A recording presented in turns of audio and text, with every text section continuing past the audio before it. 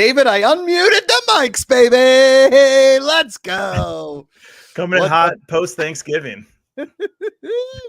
Welcome everybody to a little TV talk here on a Tuesday. We missed you guys last week as we were.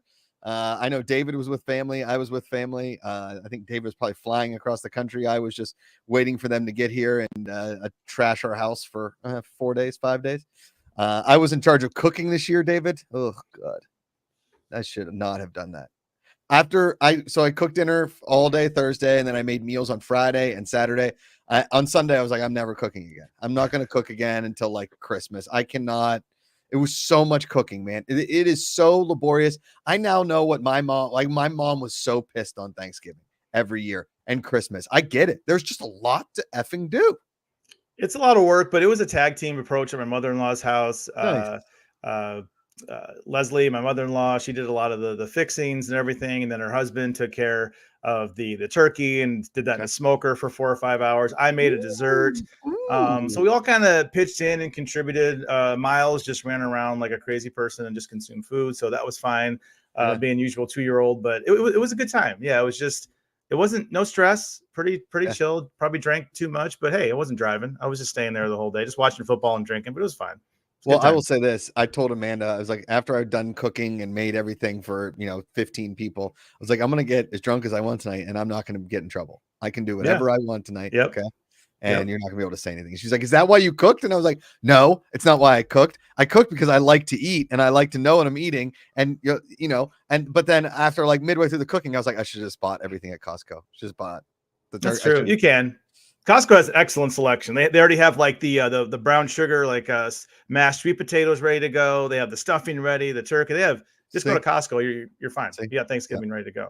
Yeah. Jonathan Peck's already coming in hot talking about Steelers. I don't want to talk about football. Josh Allen amassed over 450 yards, and we still lose. We're the only team in the history since the merger of the NFL in 1970 to amass over 500 yards and lose. The 39 previous teams that have done that have all won. It is a definition of being a Bills fan. Nothing can go right for us. We always lose. I'm just mad. The Steelers are 7-4. Josh, I'm happy for you. You have an incredible Hall of Fame coach. You are exceeding where you probably shouldn't, but you have an amazing coach. You have a great franchise. Congratulations. He does the best with that was such an angry congratulations. All right. I apologize. That was a little, I'm sorry. I got a little angry. I apologize. I'm happy for it. I'm happy for the Steelers. I'm happy for it.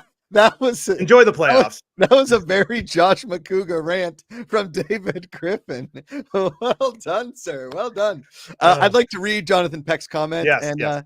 For those that want to, we appreciate any kind of super chats. Oh man, did I get some? I thought I found them. Oh no. We appreciate all super chats. You can do that here. You can go to Streamlabs and you can tip us in there. If you do, I should have done this before the show. I've had a crazy day. Anyway, let's read Jonathan Peck's comment. Hey, Josh, have the false hope consumed you after the Steelers fired Matt Canada? First time the Steelers actually fired a coach since 2004 with Tim Lewis. Actually, it's the first time we fired a coach in season, a coordinator, like a coach coordinator since 1941.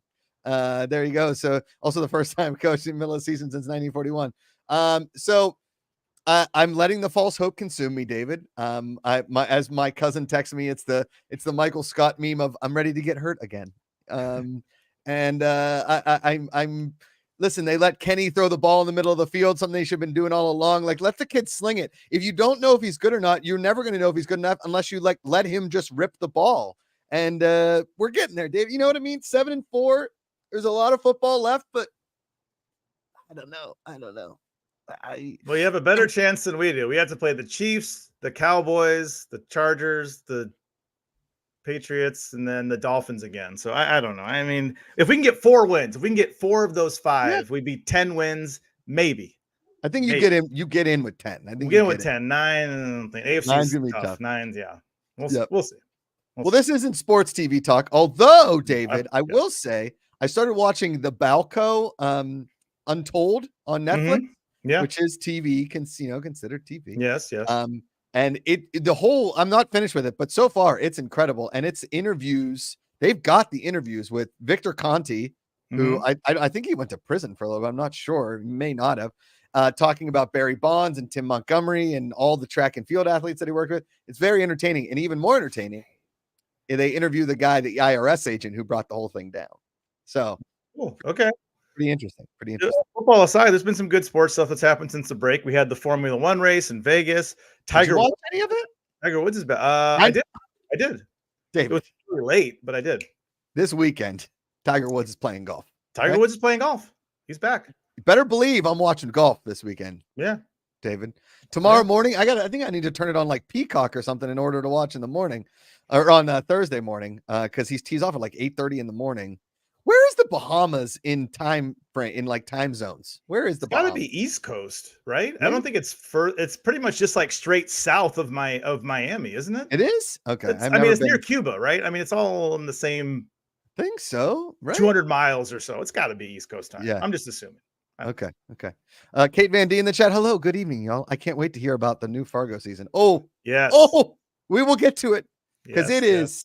Woo, it's good. Scott Welsh says, speaking of sports TV, Welcome to Wrexham season 2 is finally on Disney Plus in Canada. So I've been enjoying that. You know, I'm going to watch that next because in true fashion, David has recommended TV shows to me and I have watched them. And now I'm all caught up on those shows, except for Warrior. I need to get back and get caught up on Warrior. I need to get to season 3 of Warrior, and maybe I'll watch some with my father-in-law because he's like, "Oh, you're watching? I'll watch that again." He loves that show. Yes. So I think Welcome to Wrexham is on that list. However, David, as you know, we are in the holiday season, and what that means a few things. One, you have to watch all your movies all season long. Michelle, my wife, is big into that. She has her list and she goes through it every year. Same with Halloween. I know, Josh, that Halloween's not your thing, but that's same thing. Yes. Got to watch the holiday movies. So, I mean, I've watched Die Hard like 3 times already. And I'll watch it, probably 10 to 15 more times throughout the season. We watched Elf.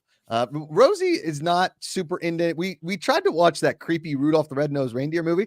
We turned that off. That does the old claymation one. I love those. That did not age well at all. But she was terrified of it. That's my child, scared of things. I appreciate that. We might watch some Frosty the Snowman. We'll see how that goes. Maybe she'll like that one. We watched a little Mickey Mouse Christmas. She enjoyed that. Some Christmas Carol. We're probably going to watch the Charlie Brown Christmas. So we've got some of that to watch. But in between there, I'm sure I will shovel some season 2 of Wrexham in my mouth, as well as a bunch of that candy bark at Trader Joe's. Oh my God, that candy bark. You know what I'm talking about? The candy bark. Josh, my go-to at Trader Joe's right now, and I have it in the fridge, I haven't even opened it yet, is the Jingle Jangle. I have the Trader Joe's Jingle Jangle. It is. I don't think I've ever had the Jingle Jangle. What is it? Tell Amanda when she goes to Trader Joe's to pick it up. It is dark chocolate and milk chocolate covered pretzels. You have M&Ms. I mean, they're Trader Joe's M&Ms, but like all this good stuff. You have not Reese's Pieces, but Trader Joe's chocolate covered peanut butter. It's pretty fantastic, and it's in a tin. It's in one of those, tin cans. It's called Jingle Jangle. Yeah, gotta get me some Jingle Jangle. I like just saying Jingle Jangle. MK Songbird said, either of you see the first look photos that VF dropped for Fallout? I forgot about that. Sorry, Josh. Walton Goggins as a ghoul. Yes, I forgot about that. I should have meant. Sorry, you said like what else has dropped today? The company that I work for, Amazon MGM Studios. Yes, they released the first. Vanity Fair had the official first look of the Fallout series based off the popular video game from Bethesda, which is coming out in April of 2024. It looks very cool. Anything that Walton Goggins is in, sign me up. But yeah, Josh, you got to see the picture of him. He looks crazy. What is? Oh, Jesus! Look like he has no nose. He's like a little bit of a skeleton, and I mean with the skin. What is this move? What is this game about? It's an open world, post-apocalyptic, but no. Well, no zombies. There's no zombies. It's not The Walking Dead, but it feels much. It's very much like a Western. The video game is kind of like a Western. You wander the wastelands. You go to these cities. I like that kind of stuff. You get resources. It's a role-playing game. So I'm really excited about it because I'm a fan of the game. Cool. So I'm excited about it. I mean, Walton Goggins looks like an Old West Skeletor. He does. Yeah. Old West Skeletor. That's a good look. Yeah. Yeah. That's fine. Yeah. Leo has a good point in the comments. It is from Jonathan Nolan and Lisa Joy. I believe though that they're more executive producers and not the actual showrunners, I believe. So, Okay. but they are involved. It is their production company is putting this together. I got to interview Jonathan Nolan for the DVD release of Interstellar, and he laughed at my question because he thought it was absurd, which was to shoot trash into space and let it burn back in orbit in the Because atmosphere. it'll get pulled back. Yeah, and just nope. No, he didn't like that one. Neither did anybody at JPL, but that's for another day. That's funny. You tried. I tried. No, that looks awesome. I'm excited. So when does this come out? When does this show come out? Is April 2024.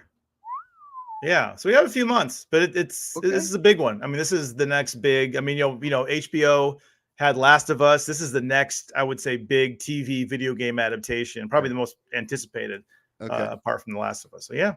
Leo says it was developed by them. Leo's clearly got a problem with Westworld, and I will say, Leo, to support you in your hatred and or apprehension about Westworld. Westworld is the worst show that was ever put on TV that everybody loved. Okay. So many people loved that stupid show when we worked at Collider. I'm sorry. I can't get invested in robots that turn into people. I just can't do it. I don't care. Josh is not into robots. Melt them. Melt the robots. I don't care. So I'm with you, Leo. Then I'm a little apprehensive. Maybe Leo.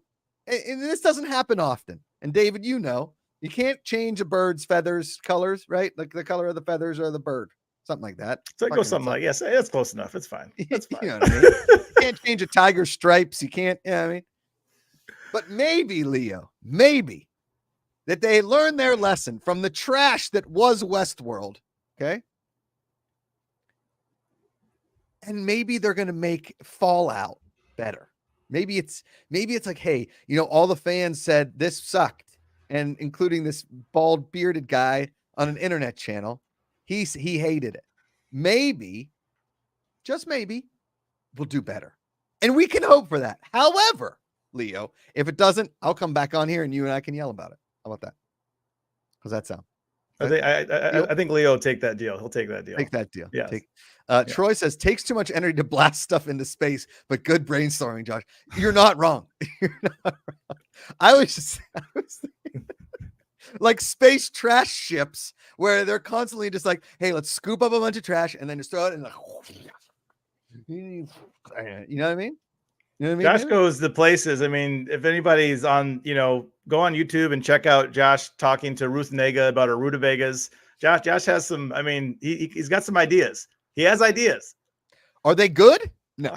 Are they ideas? I don't know. They're ideas. They're ideas. Just in general, ideas. Ideas, David. Okay. I appreciate them, Josh. They make me smile. I appreciate them. So the other day, my little nephew, he has a little BMX bike, and I was like, hey, we should like build a dirt jump for your BMX bike. And my brother's like, where are you gonna do that? And I was like, I don't know. We'll like find some dirt somewhere. Like, let's drive the car around and go find a dirt to like dig with a shovel. So we drive around, we find this little like open field. I start digging, and this guy comes out and he's like, you can't dig on my property. And I was like, that's on me. I did not see that one coming. Okay, my bad. I had to put the dirt back and like, and then I was like, looks like I'm Uncle Josh overpromised on the dirt bike. So yeah. You tried though, Josh. It's the effort. It's an effort. Troy says Ruth Nega's rutabagas was definitely a missed opportunity by Ruth Nega. I agree. Great marketing. Fantastic marketing. It's all in the name. Yep. All in the name. Yep. I mean, I don't think there's been a better product placement opportunity just wasted by an incredible actress. Really and truly. Where's Ruth Nega been? I haven't seen her in a long time. She's such a good actress. I think she's one of those things where she's like married and had the kids or something. I could be completely all wrong about that. I always say that, and I shouldn't. I don't mean to pigeonhole Ruth, but I feel like I don't know. I always feel like, oh, maybe she just stepped away, spent time with the family. Yeah, you know, she's very. She was up for an Oscar. She was nominated for an Oscar. That movie with Joel Edgerton, right? Yeah. Loving. Yeah, the movie Loving. Yeah, it was a great. What is Ruth up to? Oh no, I don't. Oh, she hasn't. Wow, nothing's come out since 2021. See. But she has 4 things in production, according to IMDb, which you never know. But she has 4 things in production. Wow. 4 things. Okay, so she may have just taken a little hiatus. Maybe a little COVID hiatus, David. Maybe, yeah, a little COVID hiatus. After Preacher, she deserves a break. You're right. That show just talk about a show that jumped off a weird deep end. My goodness. Kyle Harlow with a pretty good shot. The fact that Carmelo Anthony never promoted Caramello candy bars broke my heart. You're True. right. That's a good You're one right. too. That's a good one too. That's a huge missed opportunity. I will say a tweet that came to fruition of mine when this guy broke onto the PGA Tour, a man by the name of Sam Ryder, spelled just like the moving company. Now the guy's doing commercials for Ryder. Finally, somebody jumps on board. Come on. My goodness. In all honesty, the last time I saw Ruth Negga was in the Rutabagas clip. Okay. Yep. I don't think I've seen her since Preacher. I think that was the last time I remember seeing her was Preacher. Because Preacher was done in 2019, I think. It's the last time I remember seeing her. I think that sounds right. Yeah. Mm-hmm. Michael Kautzer, she started a rutabaga farm. Could you imagine? If that would be great? She actually started a rutabaga farm. Oh my God. I would find it and sue. I think. I don't know. Would you like, I don't own that idea. I would have you should just be like, Ruth, I don't hold any grudges, but I just want to send you this clip. If there's any proceeds or benefit, or maybe you want to invite me to the premiere of your next big project, like just, hey, I'm here. You know, I don't not asking for money, just right. A little acknowledgement, a little something. Yes. Yeah. It's not too much to ask, Josh. Oh, that Ruth Negga from Preacher. Yeah. Where has she been? Tom G. You get it. All right. Let's talk a little bit quick news. Yes. Apparently, David, I knew nothing about this. Mm-hmm. And I'm not a big Alien or Aliens fan, mostly because I'm scared of things. But I have seen the movies and I can appreciate the genius that is Alien and Aliens. I think they are beautifully done movies that are absolutely terrifying. And Sigourney Weaver is a tour de friggin' force in them, literally and figuratively. But there's going to be an Alien series and they're putting the one, the only Timothy Olyphant in it. And it's set on Earth. The first time the proper Alien series has been sent on Earth. Yes, there was the Alien versus Predator, but that's different. We don't count that. I'm very excited. Ridley Scott is producing. Noah Hawley, who's one of my favorite TV writers out there. Obviously, he's did this whole Fargo universe thing based off of the Coen Brothers film, which is fantastic. It's got a great team. The only thing, Josh, I'm a little bit worried about, not for me, because I'm a big Alien fan. I'm worried about for you. Is that it's rumored that Olyphant is going to be playing a synth, which means a synthetic, which means he is, in fact, Josh, a robot. And I know you don't like robots, so I'm a little bit worried about Olyphant playing. There are robots that look like humans, but they have like this milk stuff inside of them, and when they get killed, the milk goes San Diego everywhere. Chargers fans, like San Diego Chargers. Yeah, something like that. Yeah, but Olyphant is rumored to be playing a robot. A synthetic. Well, so here's the thing, though. Listen, if it's Timothy Olyphant, I can look past the robot. Okay, there are certain robots that I can look past, like Robin Williams as Bicentennial Man. Okay, Timothy Olyphant as a synth. Who else? Will Smith as iRobot. But he wasn't a robot. No, you're right. He wasn't. Yeah, he wasn't a robot. He was fighting the robot. He was. Yeah, he was. Yeah, he had a robot friend. But what I will say, and like MKS Songbird is saying, like in Noah Hawley, I trust. The guy has not done a bad thing. Fargo is absolute genius. Yeah. I mean, it is beyond. And this we're going to get into it in a bit, but this season so far, and we're only 2 friggin' episodes in. Oh yeah, Michael Kautzer, Harrison Ford. Does he play a robot in Blade Runner? Depends how you interpret it. Depends which version you watch. No, he. Okay. Well, yeah, it depends which. Yeah, he is. Yeah. Wait, I've never seen those movies. It's confusing. There's like 4 or 5 different versions of the first one. It's very good. It's a very good movie. Also, I have to acknowledge someone had a deep cut. Tom G with the artificial person. There's a part, and if you don't remember, in Aliens with Lance Henriksen, and he tells Sigourney Weaver that he prefers artificial person. Myself is what he says, instead of calling him something else. So gotcha. a droid. So they do prefer the term artificial person, Josh, not robot. I mean, I would call most of my ex-girlfriends artificial persons, right? Yeah. Superficial, artificial. They weren't the best, David. They weren't the best, which is why I married a real person, and she's amazing. You did. She's a wonderful person. Josh, you need to. Tom G is asking for clarification about how would you phonetically spell robots? Yeah, he's correct. Robots. We're pronouncing it robots. Yeah, okay. Just so I can spell it. Yep, robots. Okay. Grumpy Shaman. Yeah, Arnold in T2 is probably the nicest robot. Oh, that's true. The most, he's a good robot. Yeah. Fassbender and Prometheus. Nah, I didn't like that movie. And Holly's Legion had its moments as well, latter seasons especially. I thought Legion was as mind-bending as it was, and I don't love mind-bending shows. It was at least a palatable mind bend. Yes. Do you know what I mean? Yeah. It's one of those shows I don't think about. I remember when I was watching, I'm like, this is really cool. But I feel like there's Fargo episodes and Fargo moments in Fargo I actually go back to and I think about. I'm like, oh, that was a great scene. That was a great performance. I think about Legion about more of its presentation, sure, and how odd it was more than the actual story. Whereas I think Noah Hawley in Fargo is just his storytelling is just it's so good. Well, the storytelling that he does in that. What I keep thinking about is like the art direction and the camera placement of things. Yes. When it comes to those shows, he uses it like Picasso a paintbrush, right? Yeah. He gets his directors of photography, he gets his directors, and they plan that shot for shot in such a way that shows like there are very few directors, especially in television, that tell stories quite like he does. With shots. Yeah. Like with shot, because a lot of times in TV, you are rushed to just get the footage to then get to the next thing, right? Mm-hmm. And these Fargo episodes are movies, but also the camera angles and the cameras and what they've done with them are very, very intentional.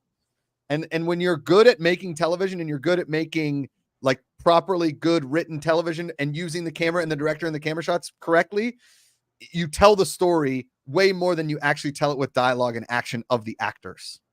Agreed. It's really hard to do. There's not a lot of people in television directors that do that. I mean, I think of True Detective, but Cary Fukunaga, who did season 1, which was incredible. He wasn't writing the episodes. That was all Nick doing that. So it's different. Whereas Noah's writing and directing. I mean, I think I don't want to call him an imitator because he's just doing an amazing job. He's incredible, but it makes you feel like you're watching a Coen Brothers film at times, which is that's I'm praising him because of that. I think it's incredible. Like you don't see that kind of level. I think of the Nick on Cinemax that Steven Soderbergh did. I mean, that was shot beautifully because it's Soderbergh, but yeah, I think Noah Hawley's on that level. I put the Nick somewhere in the top 5 most underrated TV shows all time. If that was on HBO, it would have won all the Emmys. But it was on Skinemax. They're like, it's Skinemax, but yeah. MKS Under, is the Nick revival still happening? I've never heard a second thing about it. Yeah. I think we all wish it would, but I think it's too late. Could we say season 4 was the weakest Fargo? Yeah, probably. Yeah, I agree. I would agree. Here, this season so far, I mean, listen, we're already here. Let's keep talking about Fargo. We've already. Oh yeah, that's true. Yeah. We the only other. What was the only other news? What were we going to talk about? There was. The boy spinoff. There's a boy spinoff. It's going to be in Mexico. Yeah. We'll talk about that in a bit. Yeah. The Leo knows Josh the Nick. OMG, you're right, Leo. It's the show is just incredible. Unbelievable. Yeah. Maybe the wildest end to a show that didn't have any kind of follow-up for us to have any kind of closure on anything. It's like, dude, I mean, it's like not even your wife leaving you at the altar before you got married. You got married, you had the most amazing honeymoon, and then you get to baggage claim after your honeymoon and you never see your wife again. Yeah. It was that show. Could you imagine? I mean, God, that show is so good. Anyway, I almost want to go back and watch it again. That's one of those shows I haven't seen in a while. I'm like, I kind of want to go back and watch it, just a few episodes, just to. Maybe I'll see if I can get him. I don't think Amanda would like it, but the surgeries are rough, especially in episode 1. I think they do I think it's like the birth of the C-section or the start of how to do, and it's especially if you had kids, it's a little rough. Yeah, a little rough. Yeah, a little rough. Yash Shrivastava, Steven Soderbergh killed the Nick. No, he didn't. I don't think he wanted to keep doing it. Is how he means killing the Nick. I don't think Soderbergh wanted to do another season. I think he told his story, right? And he didn't want to do because Clive Owen, there's no way, spoiler alert, I mean, the show's like 6 years old. There's no way Clive Owen survives that surgery at the end. He dies. There's no way. It's the Nick. It's so. It's like the early 1900s. They didn't have any. All these doctors were just doing a ton of cocaine, like injecting cocaine and heroin. It was wild. He killed it. No, he said he killed the direction. He killed it. Killed it. Yeah, he killed it. Yeah. Yeah, agreed. Gotcha. So back to Fargo. Yes, Fargo. I was reading this article with Noah Hawley, this interview. This season is the most homage. Is that the word? Yeah. Homage, to the film. Yeah. So far, right? You've got the housewife, you got the cop, like you got the female cop with the bumbling husband, right? And although he even works, he's even a car salesman. I think what's his name in the first in the film? Didn't he work at a car dealership? Yes. Yeah. I'm blanking on his name, the guy from Shameless. I can't think William of his H. name. Macy. Yeah, he was a car salesman. Yeah. William H. Muffman. Yeah. Okay. You know that, right? I brought that up before on here. Yeah. Yes.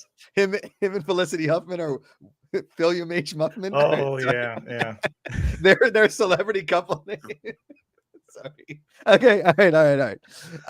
No, but listen, I love the cop, David.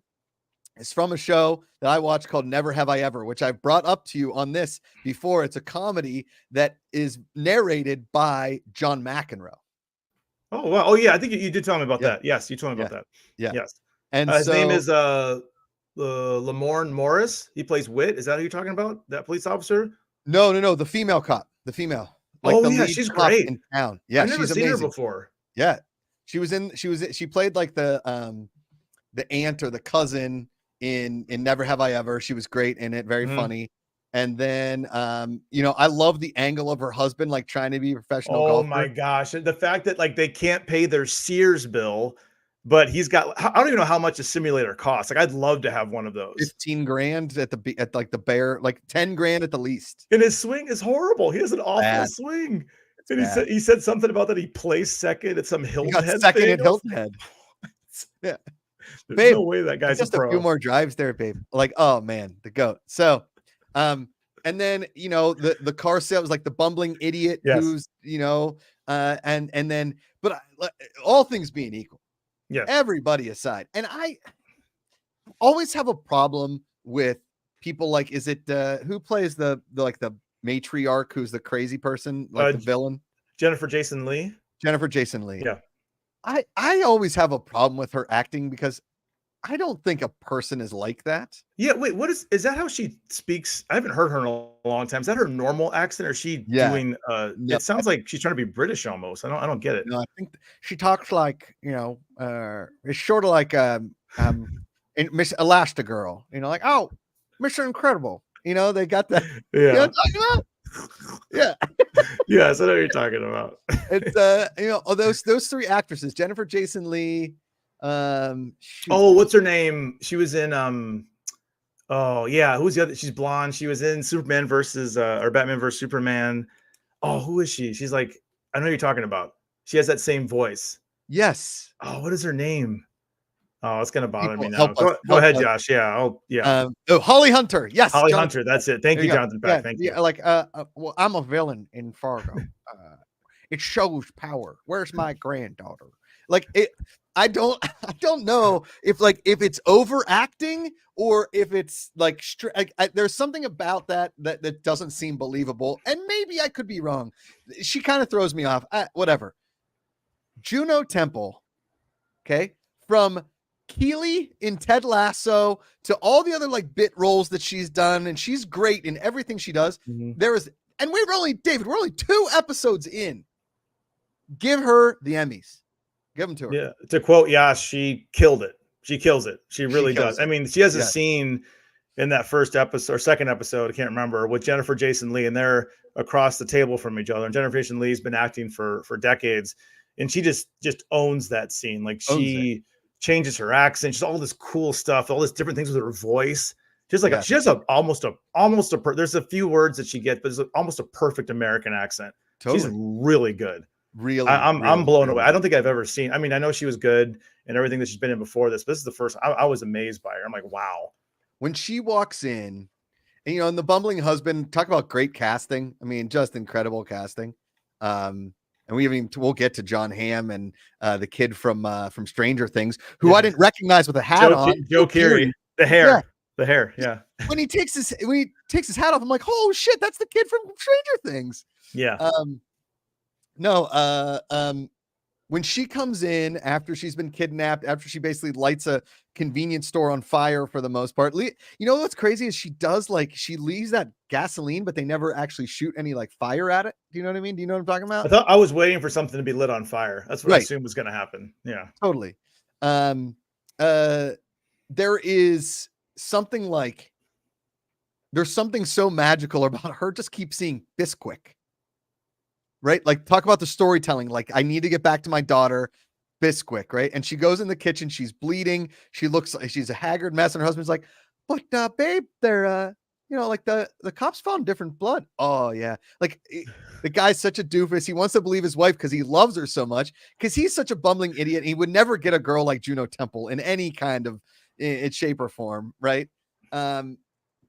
It's just like, she's so believable in this role. She is. Yeah, she really is. But it seems like she genuinely loves him. I mean, I think she's obviously hiding from something. Well, we learned what she's hiding from throughout the couple episodes. She's got a secret past, but it seems like, I don't think she's playing her husband. It seems like she genuinely cares for him, even though he's kind of a doofus.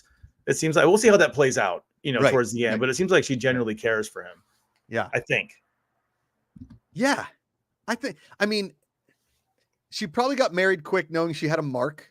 Yeah. And I don't think it was about the mom's money. I think that's right. I don't think that's the case, but I mean, we could be proven wrong. I don't think so. I think true. I mean, she was just trying to get away, obviously, from John Hamm, right? Yes. John Hamm.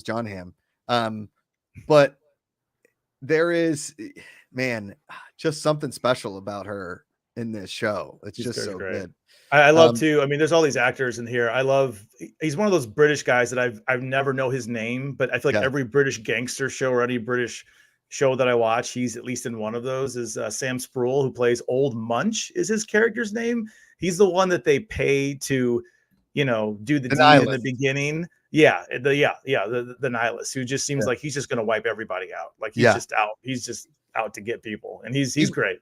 Those types of characters in shows like this and in movies like this always remind me of Boris the Blade from Snatch, the guy that couldn't be killed. Yes. Right. Yes. You can't kill him. You just can't kill him. He's always gonna. Leo with the funniest chat of the day so far. Was it just me, or was I attracted to Jennifer Jason Leigh in those 2 episodes? I think it's just you, because I am not attracted to Jennifer Jason Leigh in this role at all. She's got a presence about her. It's just, I don't know. Nothing wrong with Jennifer Jason Leigh. I don't know. Lamorne Morris, Leo said, nice to see a new girl alum in a great role. I think he's going to have, like, he's going to be more, they wouldn't just use him for 1 episode. Like, he's going to be, or 2 episodes, you know, like he's going to be in this for a while. But let's talk about the John Hamm storyline in this whole thing. Okay. First of all, I'm guessing wherever he is in North Dakota is still the Wild West, right? It must be. It has to be. Okay. When those FBI agents show up and talk to him, that is a top scene in any TV show, and it's not even my favorite scene in this show. Mm-hmm. When he's talking to the couple at the diner and talking to the woman, like, hey, you're supposed to, you know why Juno Temple left. You get why he left, because he's not against like hitting a woman to put her in place, which is insane talk, right? But he's in this part of the country that still, it seems like they're in the 1800s. And I never thought John Hamm was that great of an actor, because he really played like a really good one note in Mad Men, right? He was this serious dude. There wasn't anything about John Hamm's character in Mad Men that I loved, right? Like, I didn't love Don Draper. I didn't love what he did or how he did it. But I loved the show. And I didn't really root for John Hamm in any of his stuff, right? I rooted for Roger Sterling because I thought he was hysterical and all that kind of stuff. But in this role, I'm like, this is the role John Hamm was born to play. He was born to be a villain.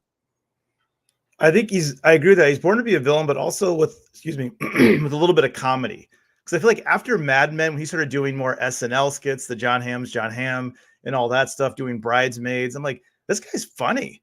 Yeah. Because I think in Mad Men, you just feel bad for him, and he's not a great guy. He had a bad child. All this stuff just happens to him, and even at the end, it's hard to root for him, even though Don Draper's an amazing character.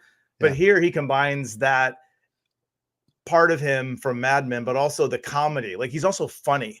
Yes. Like, I was just like, all like the like he's got the nipple rings and he's getting out the tub. It was like he might have put on a few pounds for this role. I don't know. I mean, he's hilarious. He's funny too. I love his sidekick. Joe Keery's character's name is called Gator. His name is Gator. Just love it. Everybody's just going for it. Like, they're doing stuff that's so different from their other role, which is I love it. I'm all in on this season after 2 episodes. God, man. Like, I knew I loved this show, but then it came back into my life and I was like, you know what? I'm glad it's not a binge. And at the same time, I really wish it was a binge because I just want it all at once. Yeah. You know? Josh, real quick, just to say something about how you talk about how good the storytelling is. So I watched the first 2 episodes at my in-laws' house. And they're like, what do you want to watch? We had already, it's Thanksgiving, so we're already watching a bunch of movies. We already watched, I saw The Killer with Michael Fassbender, the new David Fincher film. Very good on Netflix. Very good. It's on Netflix. You can stream it. Very good. I saw Reptile, which is a crime drama. Right? Justin Timberlake, Benicio del Toro. Solid. Netflix, you got a couple hours to burn. Solid. So we kind of ran out of stuff to watch. Like, was there anything that we haven't seen yet? I said, well, there's a show Fargo. And they're like, well, they saw the movie, but like, I've never seen the series. I was like, well, it's all an anthology series, so you really don't have to watch all of it to know what's going on. And they loved the first 2 episodes. Amazing. They're like, we got to watch more. Like, when's the next episode? I want to keep watching. And they want to go back now and watch the other episodes to catch. So I think that's just a credit to Noah Hawley's storytelling, that even if no one's been invested in the world of Fargo for 20 years since the Coen Brothers movie, you can watch those 2 episodes, just get sucked back in. That's how good it is. I mean, it's incredible. Josh Shrivastava, John Hamm would have been an awesome Superman 15 years ago. I really feel like had they done Superman correctly and better, having John Hamm like now as an old Superman would be awesome. Like, not ripped, maybe like kind of long in the tooth, like Logan, Logan. Right? And he really is tired of being immortal as Superman. And he doesn't want to, he doesn't want to be Superman anymore. He's tired of being the nice guy. He's over it. Lois left him. He's, you know what I mean? Like, there's got to be, like, I'm tired of Superman being like, oh, I'm everybody's superhero. Look at me. I'm the best. I don't like Superman. I don't like him. You got too many superpowers. Okay, regardless. Hamm was, as Josh, Jonathan Peck, he was a great villain in Edgar Wright's Baby Driver. That's true. I forgot about that. Great. That's true. That's true. It was. That Baby Driver is an underrated movie. That is That's a great Jamie Foxx performance. Great. That's a great, I mean, all around. Yeah. All around. But, Oh, I mean, Fargo, you can't, there's just, I mean, I could go through, I mean, Joe Keery, I'm looking at the casting list, all the breakdown. The actor, Lamorne Morris, I don't even know him very well. He plays Whit Farr, he was a New Girl. New Girl. Okay. I never watched. Fantastic. The lady you mentioned who plays the local cop. She's great. There's some actors that we haven't met yet. There's like Lars Olmsted, some other actors, but there's some people coming that I'm excited to see. And I don't, Josh, who's Dave Foley? He plays Danish Graves, the one-eyed lawyer. Who I don't know. Foley is a legendary comedic actor. Was in Kids in the Hall. He's Canadian. He's worked, since the 80s, but he's most famous for Kids in the Hall. He's great.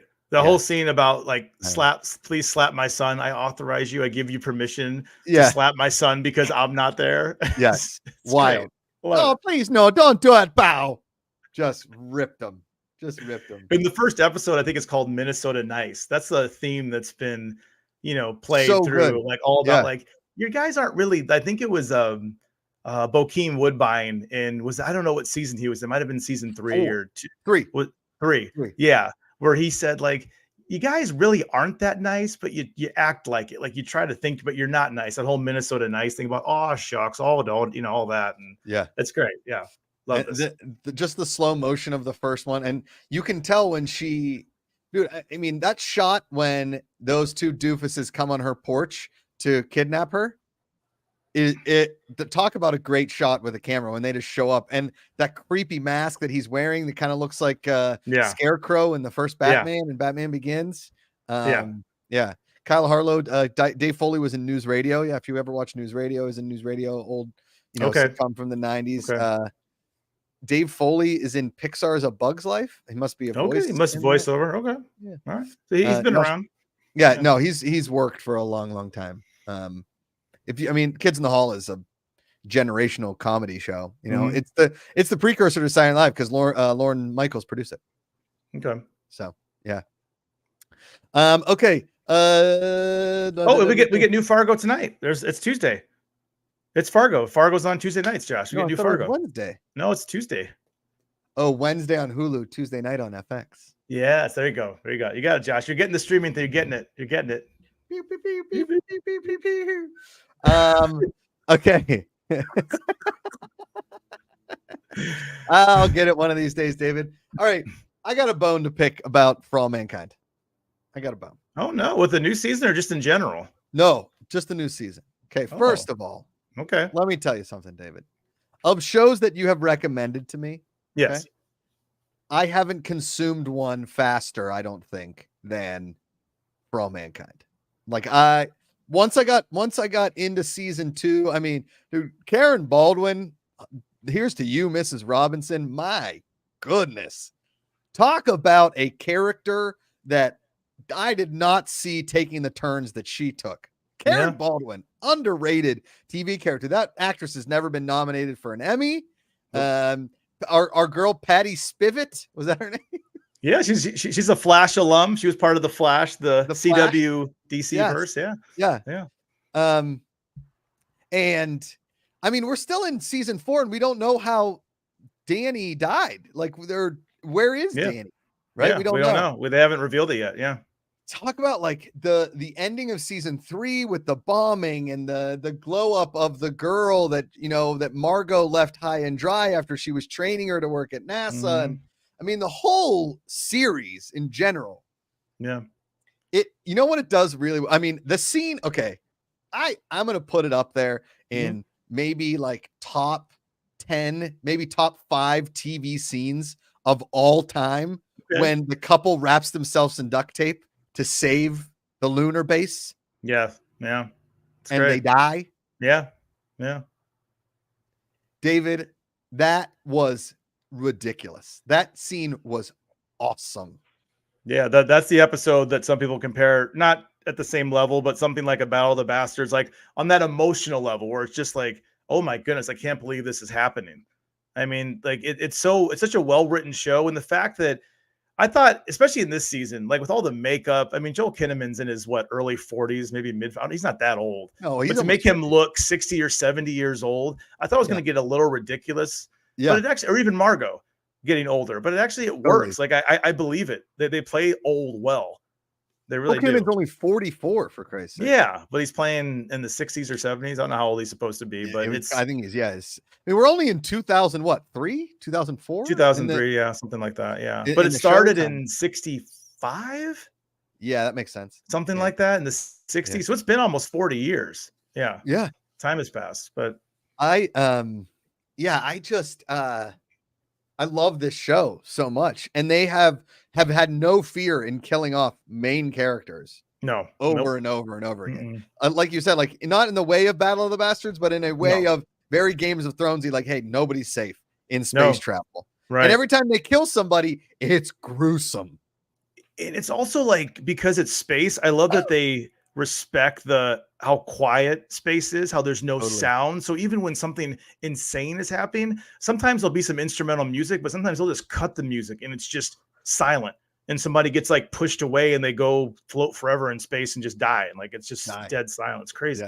Yeah. I love that.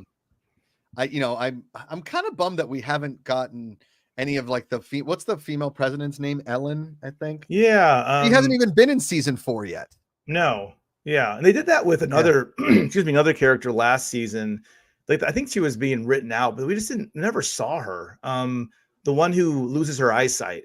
She was only in like a couple episodes last season. Season 3, but then she saves everybody and they name the space after her. Yeah, but you just don't. She must have been filming something else because you just don't see her. I'm like, where's her character? Why is she never around? I never heard this, and I didn't know until I kind of like saw somebody mention it, was that like what they were trying to do with the bombing of NASA was really mimic the bombing of Oklahoma City. I got that vibe. I could see that. Yeah. I got that vibe. Yeah. Wild. Mm-hmm. MKS Songbird, Apple has a good lineup going right now with Yes. Fam, For All Mankind, Monarch, and Slow Horses returning tomorrow. Again, Slow Horses was a show I kind of jumped off, and maybe I should go back. Very excited about that. Okay. Excited. You love that show. I love that show.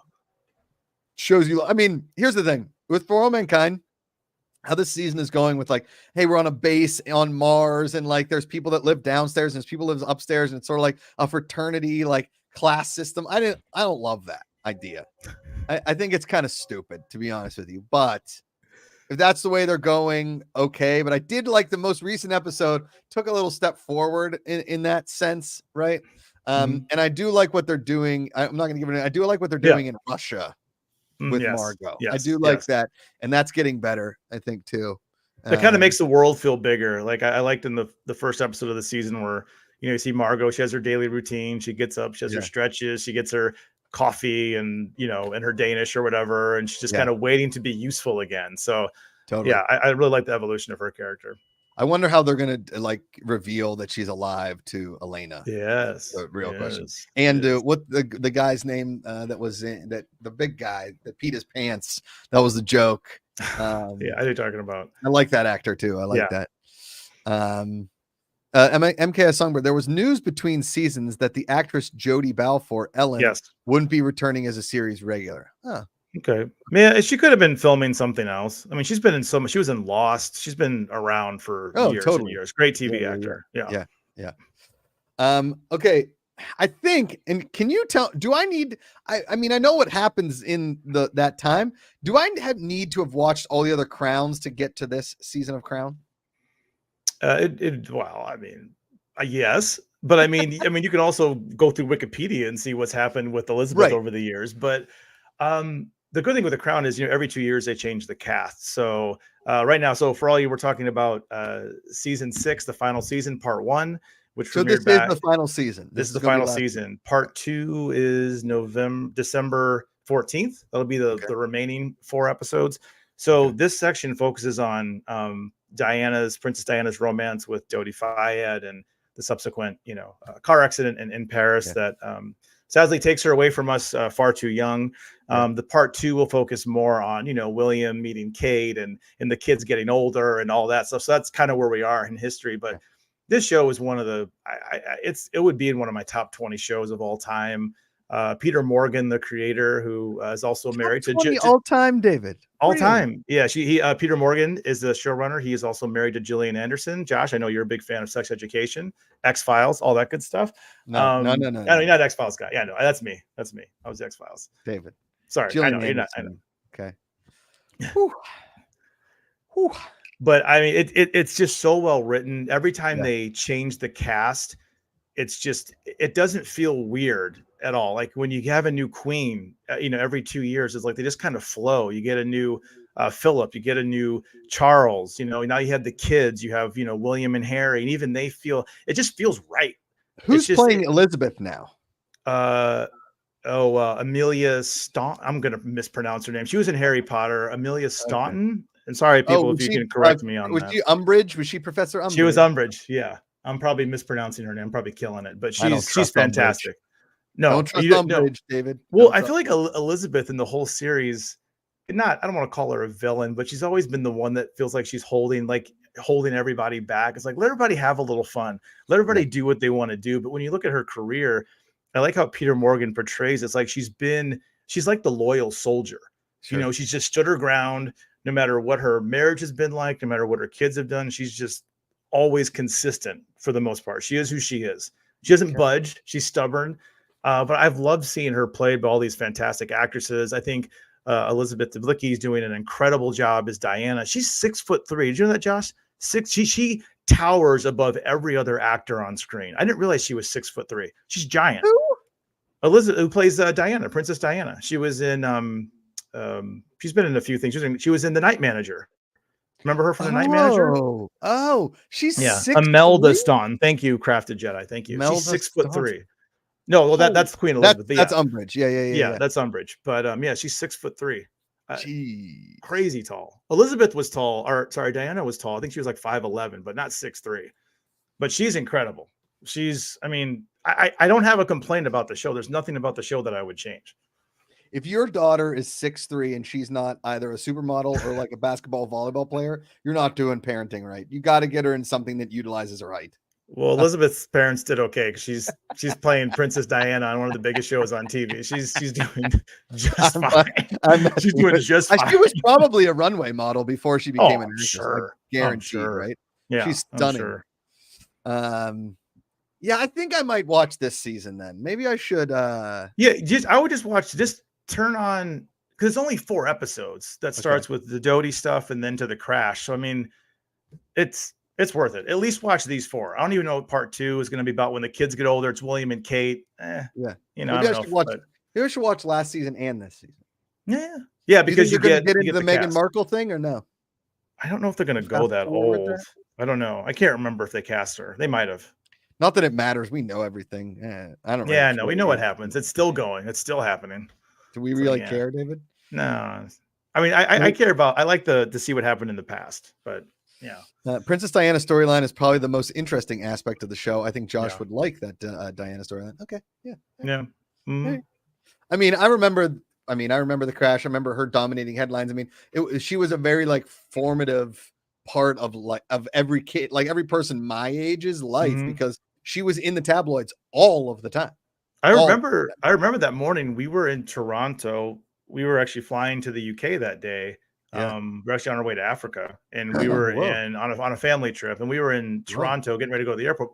The day before, my dad and I played golf, and it was the morning she died. And I remember and I was a little kid, but everybody on the golf course, that's all everybody was talking about was Diana. That's it. Wild. Yeah. You kind of forget how big she was. I remember waking up my mom sobbing. My mom just crying. Oh, my sister was crying. Yeah.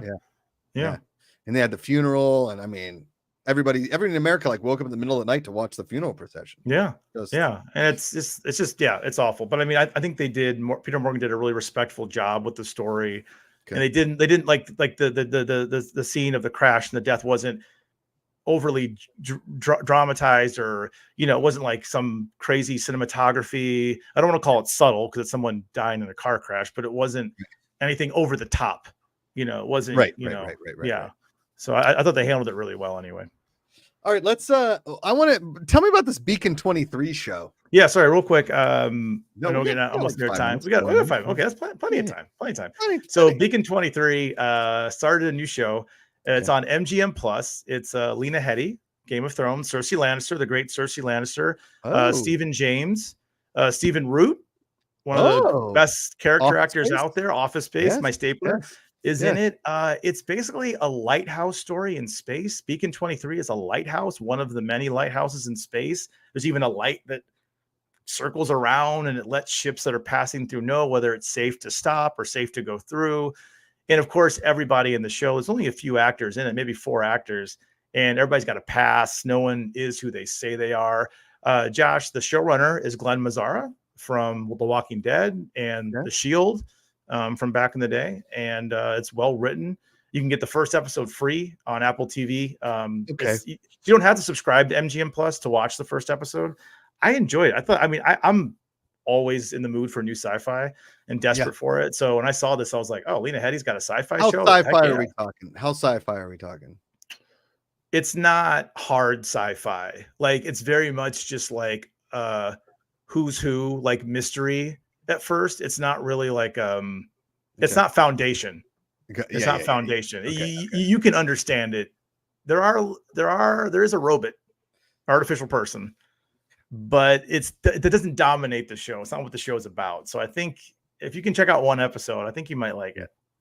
Every time you say lighthouse, I'm going to say it makes me think Yasha Shrivastava said it the last time I watched anything with a lighthouse, and Robert Pattinson was yelling about great film about farts. Great film. Man, I could not watch that movie. I think they tried to force me to watch it because when we were working at Collider, I was making fun of it the whole time. Like, everyone's like, this movie looks incredible. Like, this movie is trash. This movie looks ridiculous. It's so stupid. So for the first 45 minutes, I just could not get through that movie. Oh. There are certain movies that are just not made for me, David. Can't do it. That one's not it. This one is it is about a lighthouse, but it's not like that. It's not like that. I need to watch more Bassman Law Reeves, for Christ's I sake. do too. I've only seen the first two. Bassman Law Reeves. He fishes for bass. He catches bass. Bassman. Lawman Bass Reeves. Because I love the first two episodes of that show. I love it. I need to watch more too. I need to watch more of that. And there's enough TV. I'm going to watch Wrecked. I'm going to watch Monarch, Legacy of Monsters. Yeah, I'm going to watch some Monarch. I'm going to watch that. Need to watch that. I don't need to have watched all the other ones, right? That's fine. You don't need it. Just check out a couple episodes. You don't have to go back and watch all the Godzilla and King Kong movie and Godzilla versus Kong, and you don't have to watch all. So it's not like would it be comparison to me going to watch Ahsoka and having not watched Rebels? Is that like the same thing kind of? Yeah, probably, because I think some of the part of the show takes place after Godzilla attacks San Francisco in the first film. Okay. I think. But I can pretty much figure that out. Like San Francisco's in ruin, it's Godzilla's fault, right? Godzilla went through it. It's fine. Yeah. Don't be shaman nailing it. Don't overthink it. Good. Very good. Very good, Grumpy. Yeah. Don't overthink it. Don't overthink Godzilla. You know what? I've seen this, David. Have you watched this? Heard of Murder at the End of the World on FX? It's that new Brit Marley. It's her new show. The one who did the OA. It's those. I've heard, what I keep hearing about it is that it's trippy. Yeah. It's one. I don't know if the concept is bigger than the actual. I don't know. You know what we watched that you poo-pooed our last episode, David, is Lessons in Chemistry, and it is not poo-poo. Okay. It is foo-foo. It is fantastic. Okay. We loved it. Amanda and I thought it was great. I was sobbing at the end of it. Hit you in all the heartstrings, David. You're a dad now. You should want to watch this show. Okay, I'll try to check it out. In Los Angeles, where you live. I do live there. Where I used to live. Yeah. You and your wife, it could be something that you and Michelle could share forever. David, it tugs at all the heartstrings. And I'm telling you right now, this is the best role Brie Larson has ever had. Forget Miss Marvel and anything else. Room, nothing. It is Lessons in Chemistry and everything else. Okay, I'll check it out. I shouldn't have poo-pooed it. I never saw. I haven't seen it, so I shouldn't poo-poo it. I just saw other people saying it was okay. So it didn't get me excited. It was not just okay, David. It was great. Okay. All right. Great. Andrew Cook, any interest in the new Doctor Who? There's like 180 seasons of Doctor Who. Who is the new Doctor Who? I don't even know who the new Doctor Who is. I don't even know. The last Doctor Who was the lady from Broadchurch. She was the mom in Broadchurch. Oh. I think that was the last I didn't see Captain Marvel, but I saw all those episodes of Brie Larson and Lessons in Chemistry. I champion it. I double champion. Oh yeah, exotic. Thanks. It's the guy from Sex Education. Is the new Doctor Who, or one of them, I guess. Which guy? What's his name? Is it William Hartnell? Is that his name? The current one is David Tennant. Andrew Cook says. No, David Tennant. That's old Doctor Who. David Tennant's old school. I prefer the spin-off Doctor, huh? That's pretty funny. Kyle Harlow for the win. Leo has been on fire today in the chat. I appreciate you. Kyle Harlow in the chat has been on fire. Thank you to everybody in the chat, as always. David and I are here every single Tuesday, 5 p.m. Pacific, 8 p.m. Eastern. David, what is your...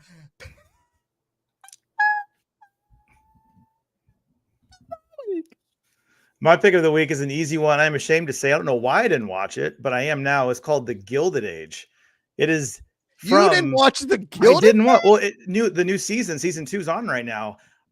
Julian Fellows, the creator of Downton Abbey, one of my all-time favorite shows, it's basically Downton Abbey, but it's in New York City, and it's excellent. It's fantastic. It's the upstairs, downstairs, the whole Downton Abbey thing. I got to get it's in New York. Oh, Amanda would love it. It's Downton Abbey in New York City in the late. It's post Civil War. It's been like 20 years since the Civil War. It's fantastic.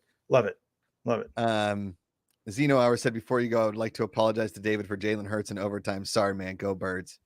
You guys are a good team. Philly's a good team. Buffalo will always find a way to break your heart and lose. That's just what it is to be a Bills fan. We're just, it's sad. That's tough. It's really tough. That's okay. I'll survive. Yes. is 100% Lessons in Chemistry. I mentioned before, I'm going to say it again. Lessons in Chemistry is a feel-good story for the next. It is 8 episodes of just joy and love and heartbreak and tears and sadness and happiness and cuteness and whoa, and like there's all the emotions, David. There's great acting, there's great character actors, there's great cameos. There's a whole plot twist that you didn't see coming, and it is a lesson, David, in chemistry. That's a sell. That's a sell, Josh. I'll check it out. That's a sell. But I'm probably going to be watching Slow Horses tonight. Oh, that's tomorrow. David. Fargo tonight. Fargo tonight. Yeah. Slow Horses tomorrow. Horses tomorrow, yes. Gilded Age forever. Gilded Age, it is incredible. I don't know why I didn't watch this from the beginning. It is incredible. It's so good. It's Downton Abbey in New York City. I'm just going to keep saying that. If you like Downton Abbey and you like New York, you're going to like this. What a sell. What a sell by David Griffin.